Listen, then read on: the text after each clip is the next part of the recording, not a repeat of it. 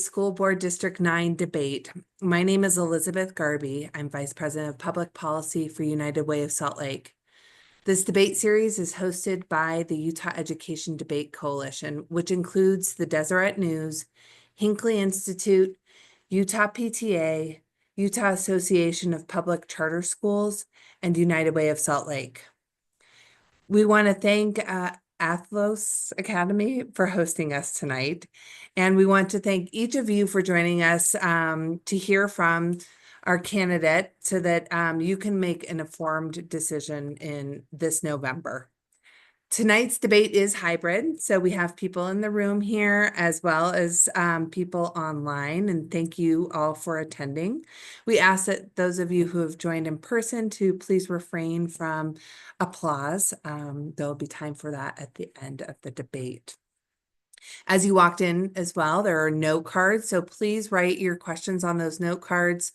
Gina will gather those and bring them up to me because in the second half of the debate, I will look to all of you for those questions. And for those of you who are joining us online, please put your questions in the chat and we will gather them. Now I want to welcome our candidate, Amanda Bullinger. The other candidate for District 9, Will Shiflett, will not be joining us tonight. So we're here with Amanda. We have a series of questions for her, and we hope to get questions from you. And since we only have one of our candidates here tonight, we will wrap this up a little early so that Amanda's not on the hot seat for an hour. So I'm just going to begin by allowing you to give an opening statement. Well, thank you. And thank you to the Utah Education Debate Coalition for putting this event on. I know it's a lot of work to coordinate everything. So thank you for that work. And thanks to Athlos for hosting tonight. I also wanted to thank all of you that are here in person and then those of you that are online, whether you're watching live or watching later. Just thank you for being an informed voter and for caring enough about education to learn about candidates. I just want to start off by telling a little story. Some of you may have already heard this story, but when I was a child, I had a teacher that once told me, Amanda, are you going to be part of the problem? Are you going to be part of the solution? And that rang true for any situation that I came across, whether that was helping somebody that needed, help, an older lady that needed help getting to a seat, or there's litter on the floor, or there's a child that needed a friend. It's something that I've used to guide my life. And it's been a principle that I've applied is to making sure that I'm always focusing on solution. So I'm Amanda Bullinger, and I'm here to be part of the solution and hope to earn your vote as the Utah State School Board representative for District 9. I've served you and the families of our communities in many roles in education over the past 24 years. I've served as a paraeducator, as a special education teacher at Cottonwood High School, as well as the girls' soccer and basketball coaches there. I've served as an elementary resource teacher, an assistant principal at Harriman Elementary, Butterfield Canyon Elementary, a principal at Butterfield Canyon Elementary, as an assistant special ed director, and as an associate administrator. Most importantly, I've served as a mother and as a wife, and it is my goal to be part of the solutions to help make sure that we have a representative for District 9 that will work towards finding solutions that will help improve education here in Utah. Great. Thanks, Amanda. I want to start off by asking a question about the principles that will help guide you if elected to state school board. So can you tell us about what those principles will be when you're making decisions if elected to the board? Yeah, absolutely. Thank you for that question, because I think this is really important. For those that have been following my campaign, first and foremost, I will always work to do what's best for kids. That's so important because that's why we have education, is to serve our students and make sure that they are getting the education that they deserve and that they need to be successful. So what's best for kids will always be my top guiding principle. Another guiding principle will be collaboration to find those positive solutions.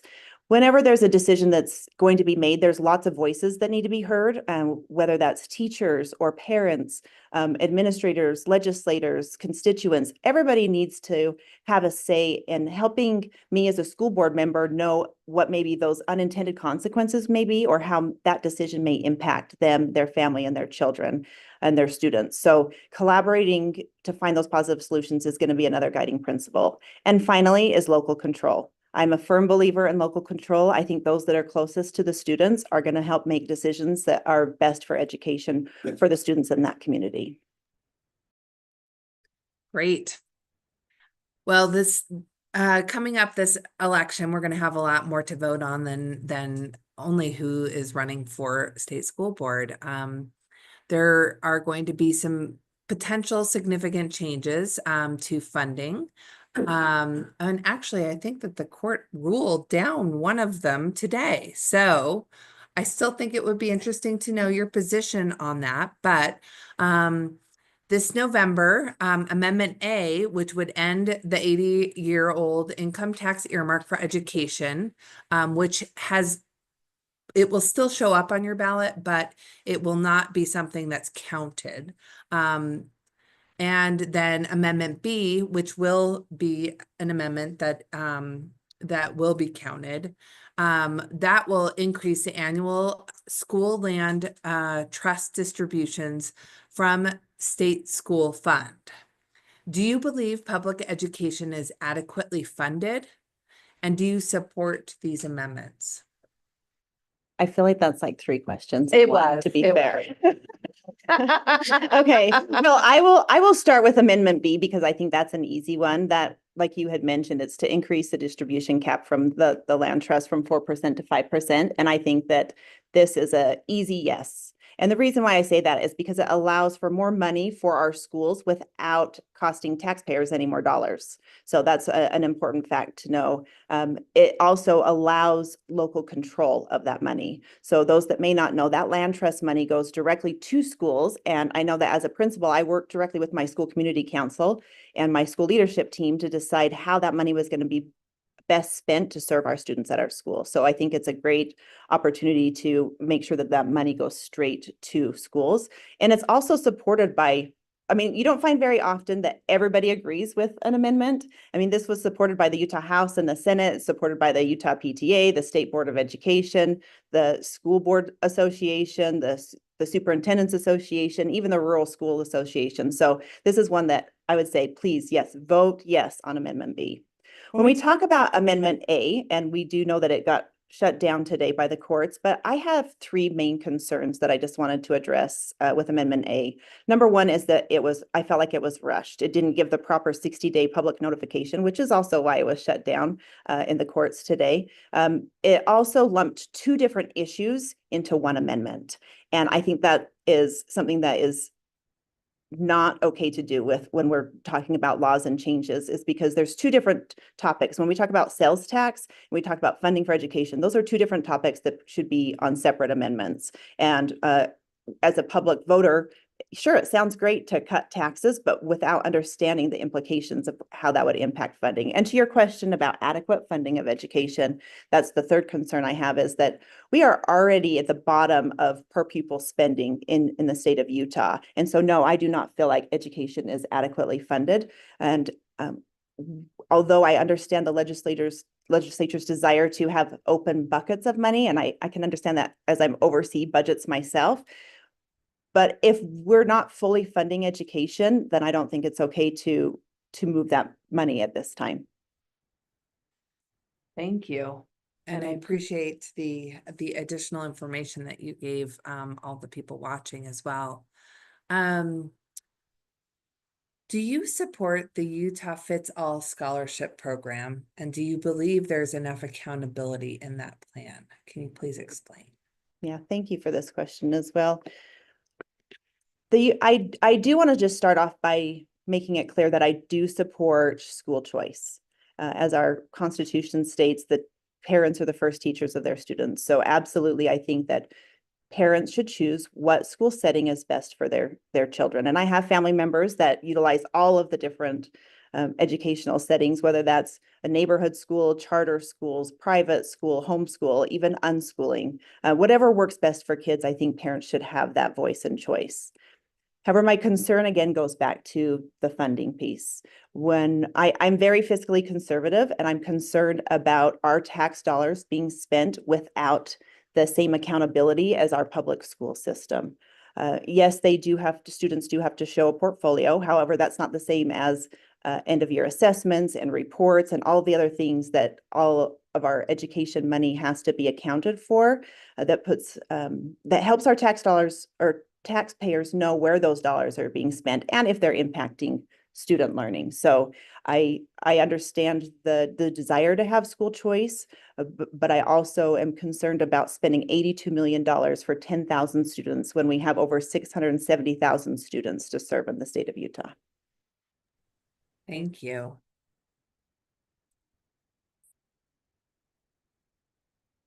What should school districts, schools, and charter schools be doing to create school climates where every student feels safe and that they belong?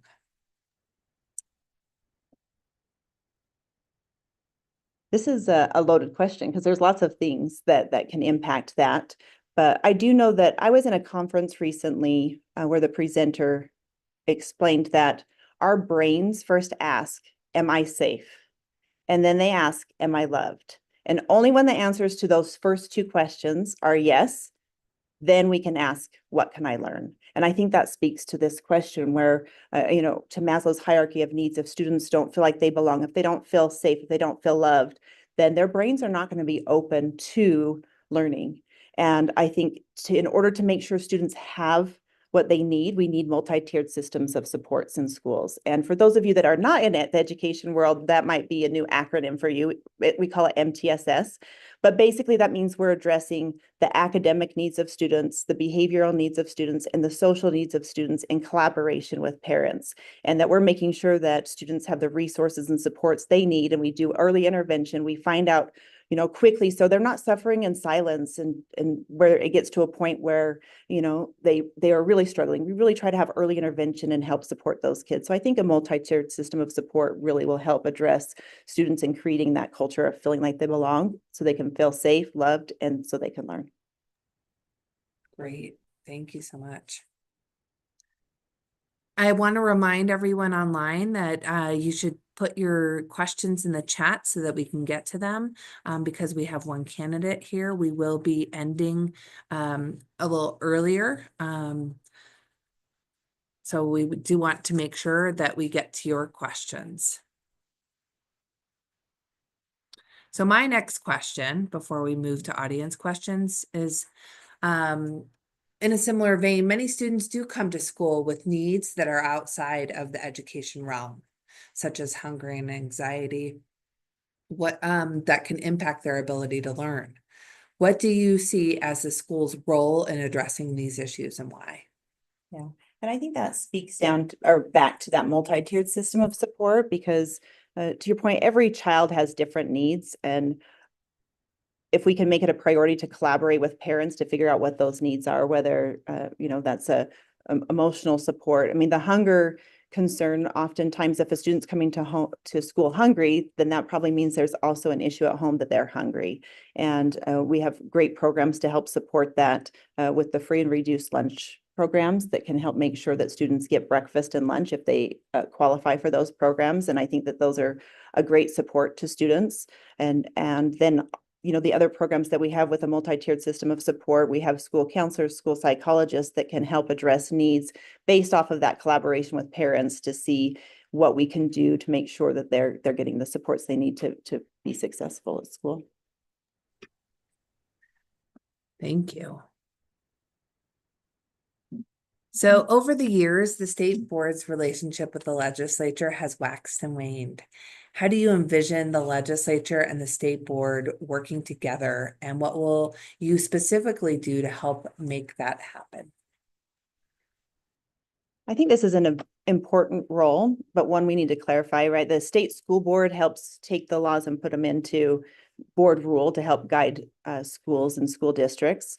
But I do think it's very important to have a collaborative relationship with our legislatures to make sure that we are having discussions about how those laws are going to impact our schools and our funding, and most importantly, how they're going to impact our kids.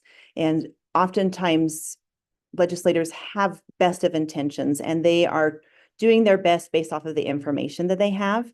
And I feel like when we know better, we can do better. And I think one of my roles and one of my commitments is that collaboration piece and making sure that I'm sharing information or from my knowledge, my experience, and also from what I hear from my constituents, and letting legislators know and understand how the laws that they're looking to pass may impact the students and our families and our communities.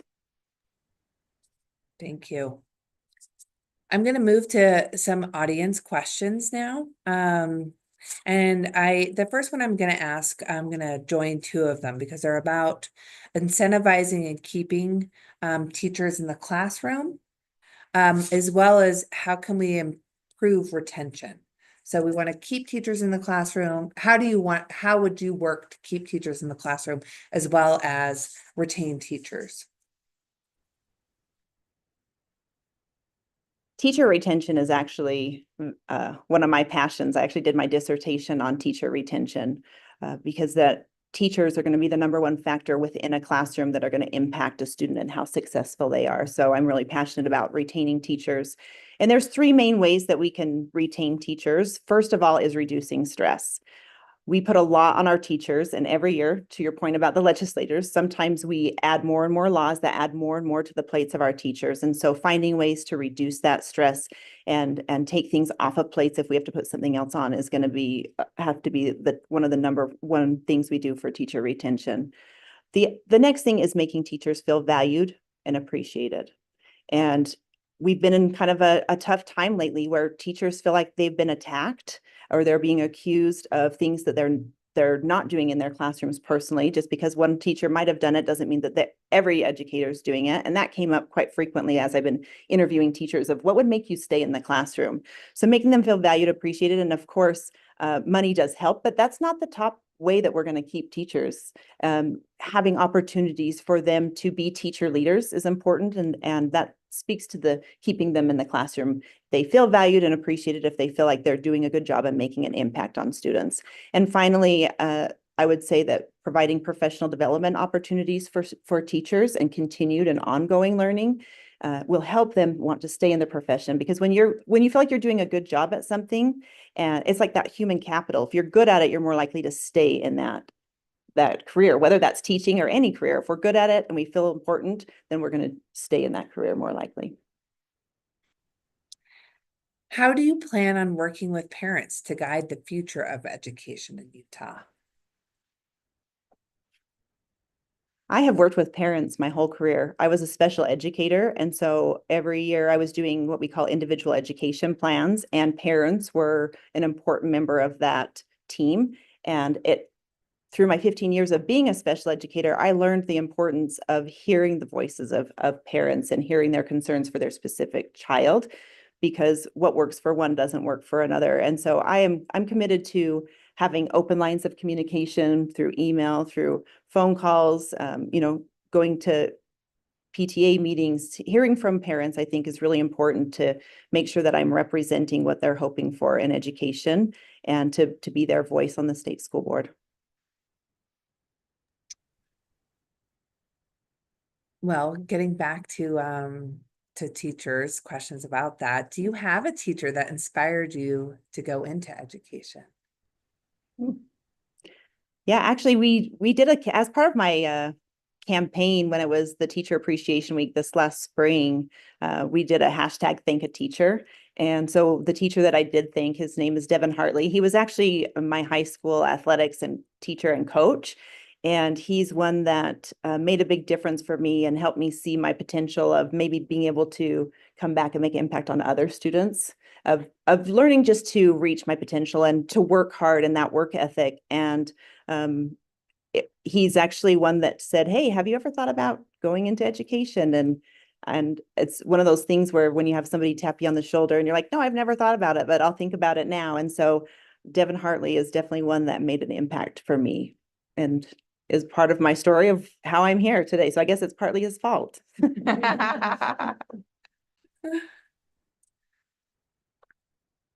This is an interesting question. Is USBE becoming too full of educators? Doesn't that create a vacuum and eliminate other views and representation?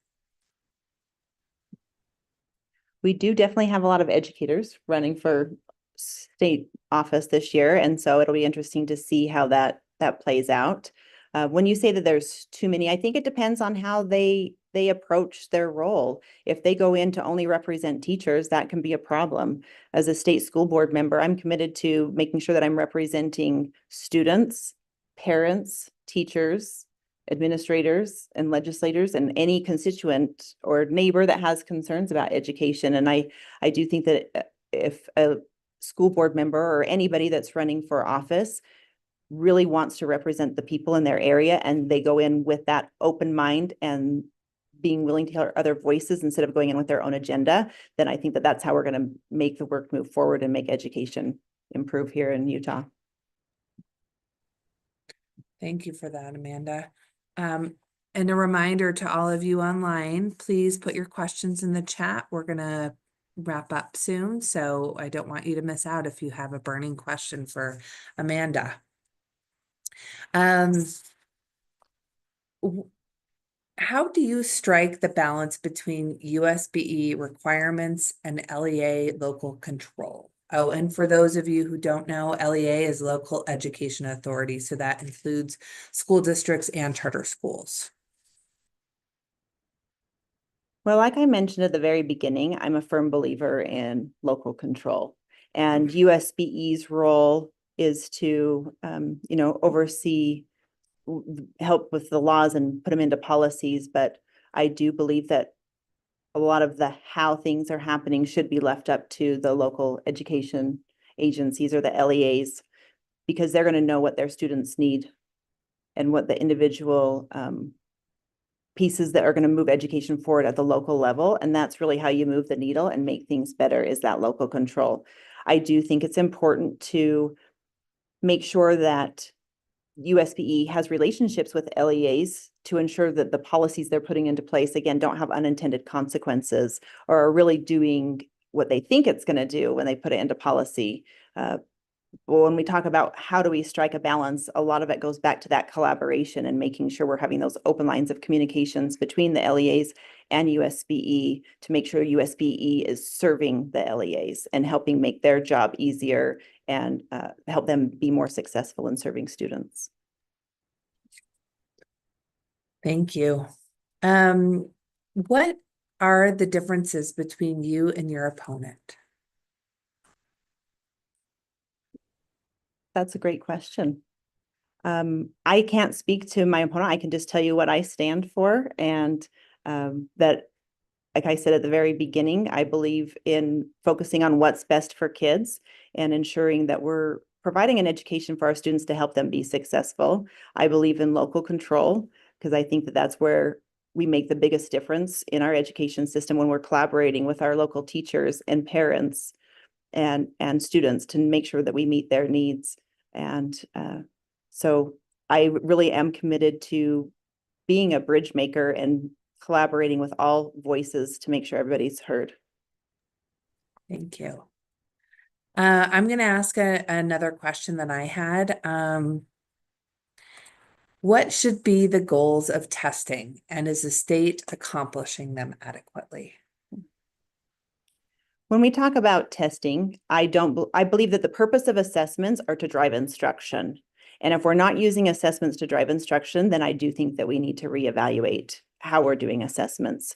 I do know with the end of well, there's different tests that the state requires. If we talk about, for example, the Acadians assessment for K-3 reading, where they have a beginning of the year assessment, a middle of the year, and an end of the year.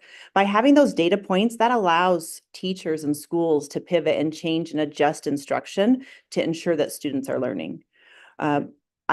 When we look at something like the RISE assessment that's given to third through 8th grade in language arts, math, and science, that's an end of the year assessment.